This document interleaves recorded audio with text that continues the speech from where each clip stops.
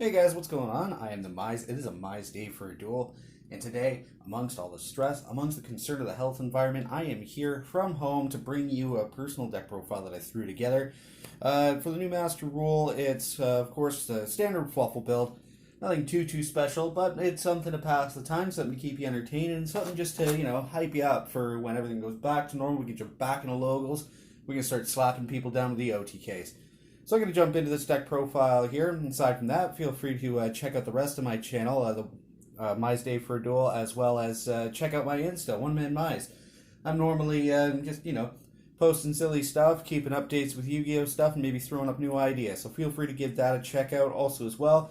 If you happen to be a fan of pro wrestling, jump onto YouTube, look up Lift Locks and Leg Drops, a Peterborough wrestling show where Courage Pro Wrestling happens to take the stage and throws me on the commentary table with a two-time Commentator of the Year, award-winning commentator, Clowny J.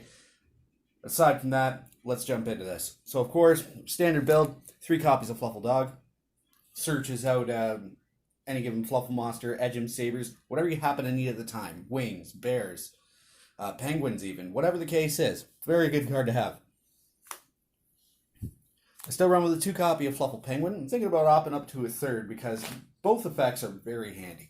If you happen to have the extra namesake for Toy Vendor and you happen to drop the penguin on the board, then boom, use its effect, get another Fluffal out, go into Cross Sheep, go into the new Predaplan Anaconda, or just fuse them together. Whatever the case is, live life to the fullest with this card. A huge debate here is the count here on Bear and Wings. I run 2 copies of each, primarily because... well, if each of them are going to be once per turn, then I don't want to overflow things. But, I still want to have that extra namesake to be able to search out Toy Vendor aside from Foolish Burial Goods to be able to properly utilize the Toy Vendor's abilities as well as the Wings Graveyard effect. So whatever your preference is, go ahead and run it to your comfortability. It is a great setup and a great way to replenish your resources. Of course, the one-ofs here, I have the one-of sheep, cat, and owl. Personal favorites, the cat, not just, being kitty cats and all that, but you get a polymerization back from your graveyard to hand. Huge deal there. You can pop out multiple Krakens given this new ruling taking into effect. You can bring Edgem cards back from your graveyard to your hand with sheep, so that way you can start making other new fusion monsters. And Fluffal Owl, if you happen to come into a situation where it's not the best idea to search your deck for polymerization, such as Dark Law, Mistake, anything like that, you got a backup ability that, pay 500, acts as its own poly. Good stuff. Moving on to the Edgems. Of course, triple copies of Edgem Chain. Throw it with Toy Vendor. Fuse it away. Whatever you happen to need to do to get those Frightfur cards out, especially Patchwork, then everything just goes in motion from there. Edgem Sabers. Has the ability to revive itself from grave. It's a great way to go for actually using Toy Vendor's effect to get Fluffals out on board. It's great to use for any variants, including Burning Abyss monsters. It's overall just those handy one-ofs, And outside of the Fluffals, just jumping onto a defense mechanism here, I run 2 copies in Nibiru. The only reason why I don't run a 3rd copy in Nibiru is because getting a 3rd one during these trying times is a little difficult. So, of course, I'm going to be able to manage with 2. I have great other means of setups anyway, so I'm not too worried. I can Tiger opponents' cards, I can Kraken opponents' monsters, whatever the case may be. The extra Nibiru would certainly cinch it, but 2 is certainly fine for the time being. And, of course, going into the spells, always the MVP, the triple Toy Vendor. Supers are extraordinarily cheap, so why not, treat yourself, splurge on a copy, super rare copy or triple copies of these bad boys. And of course, Frightfur Patchwork, grab a poly and an Edgem card. It's just spelling out means for you to build up. There's no way you can possibly go wrong with being able to pop out Kraken and then just start dinging away opponent's monsters. Go into Sabertooth, bring that Kraken back out, pop another monster, just start swinging in. It's got a horrendous amount of attack afterwards. Shouldn't be any reason why you shouldn't be able to OTK somebody right after. Of course, 1 fusion, 1 factory. I've been opting to go up to 2 Frightfur Fusion again, only because, I'm not going to be held back by the bound ruling of Link summoning. So even with the pieces removed from play, they may not be in the graveyard for me to access anymore in them, but if I won the game anyway, then why do I need to go back and get them? Of course, Fright for Factory. You'll be cutting through polys, super polys, anything else with fusion in its name, so that way you'd be able to have it act as a polymerization, just like Fluffal Owl. Ends up being very beneficial for you. And of course, triple polymerization, triple super polymerization. Polymerization is, pretty standard stuff. I don't think I need to explain the needs to have that in there, especially for patchwork. And of course, super polymerization. It's a great way to either clear your opponent's board of body count, or it's a great way just to fast make something, so that way in case you happen to be targeted, your opponent tries to take something, you can bang. New monster right out there, that's another wall for them to climb over. Of course, more access to the toy vendors. I happen to use 3 copies of Foolish Burial Goods. Just an overall great extension to be able to get your hands on more Fluffal monsters. I mean, if you're in hard ups for a dog or a cat, an Edgem Sabers, anything like that, and you have no immediate access to them because, say, your dog got ashed or your toy vendors affecting Grave got ashed from prior, then you have access to a whole new means. It's a great way to go. Speaking of foolish stuff, Foolish Burial, of course. 2 is too many, 3 is outrageous, 0 is uncalled for.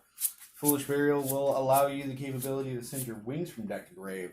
It will put pretty much any monster in grave, so that way you can use Fright for Fusion in there. Well, what am I talking about? Of course they'll put any monster in there. It clearly says on the card, take a monster from your deck, throw it in your grave. Well done, mice. Good job. Individual copy Monster Reborn.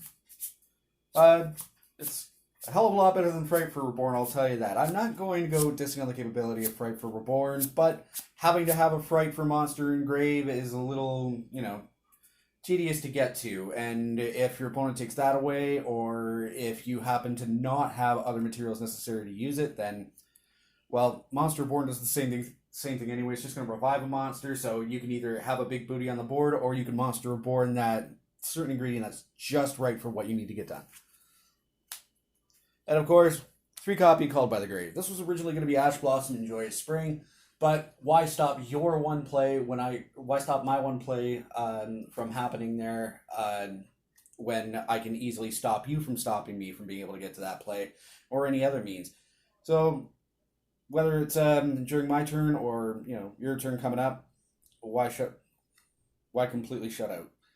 So it's best to have something that's going to put you on the higher offense rather than the defense anyway.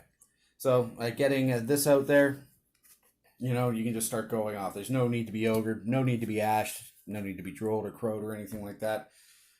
Regardless, it's just something small that protects you from being able to be completely screwed.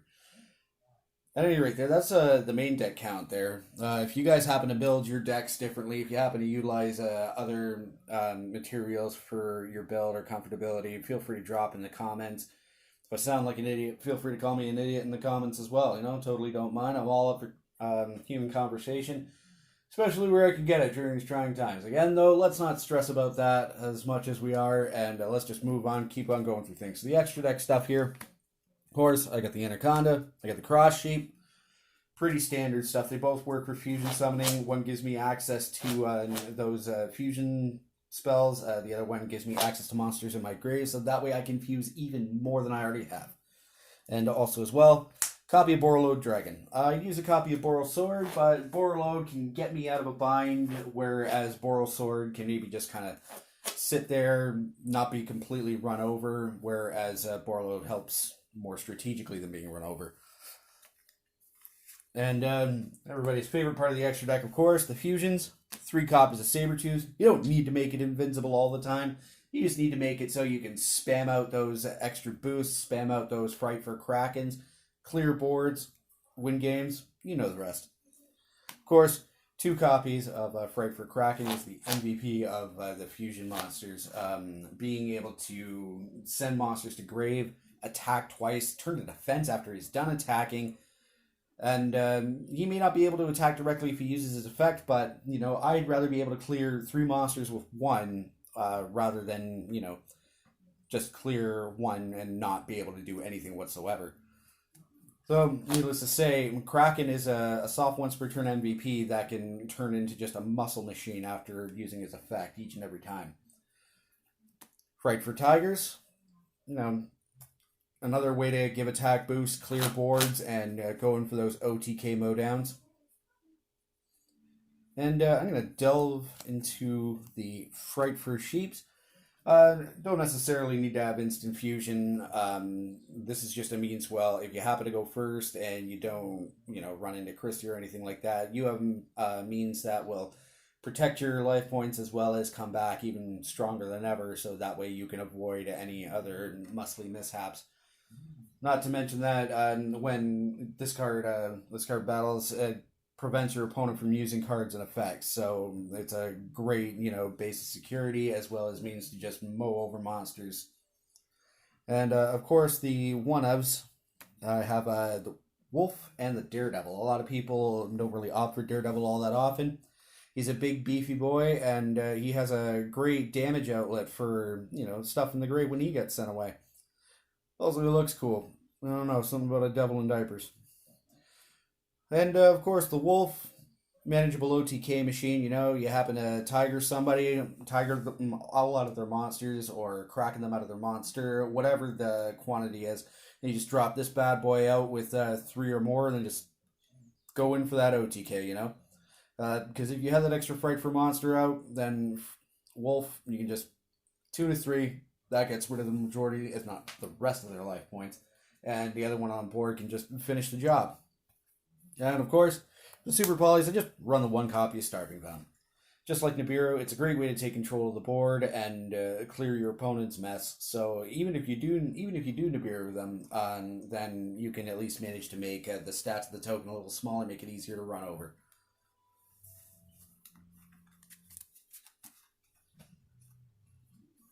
And we're going to the side deck. 2 Gamma Seal, standard Jazz for avoid and control. 2 copies of Twin Twister. Good spell and trap, anti-spell and trap function. Tiger does a really good job, but you don't want to become too heavily reliant on it, or you're not going to be able to get into the Fright for monsters that give those higher boosts, that give that higher slap in the face to your opponent, I use 3 copy Awaken the Dragon.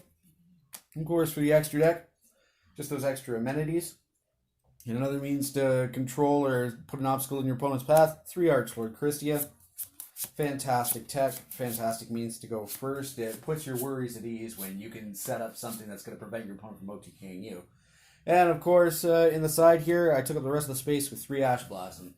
If your opponent's going to go ahead and Splendor on searching, well, then you may as well give them a reason to think that that's not such a good idea. And Call by the Grave may be able to help with that.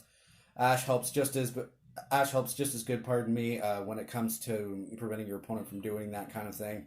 Of course, having Called in the main is a lot better, as I mentioned earlier on before. It stops your opponent from stopping you from going ahead and doing such things. If your opponent's graveyard effects, you can stop them from doing that, especially if it doesn't include something that can be stopped by this. So keeping it in the side as just in case is a great way to go. I'm personally thinking about switching it up to Droll and Lockbird just to stop them entirely. That way I don't have to make excuses about having to fill up extra deck space. But that is it for the time being. It is just a nice casual, Fluffal deck profile. Nothing too complicated to put through. It's just something I'll be throwing into local tournaments when things come back up. And I'm certainly hoping to see what you all have to offer as well. So if you happen to be a part of Fluffal or Fright for forum threads, Facebook groups, pages, anything like that, you happen to look up other YouTube channels for various builds, feel free to drop down what you feel would be better for difference. If you happen to agree with my build, then by all means let me know. I appreciate the compliments. Or again, if you feel like calling me an idiot, feel free to do that. Even if you feel like saying hi, come on, drop by, throw a comment down there. But while you're there, hit that like button, hit that notification bell after you subscribe as well, so you can see if I happen to, throw together even more silly content for you to look at. In the meantime, though, I am the Mize. It's been great catching up with you guys, and I can't wait to do it soon. You guys have a good one. Stay safe.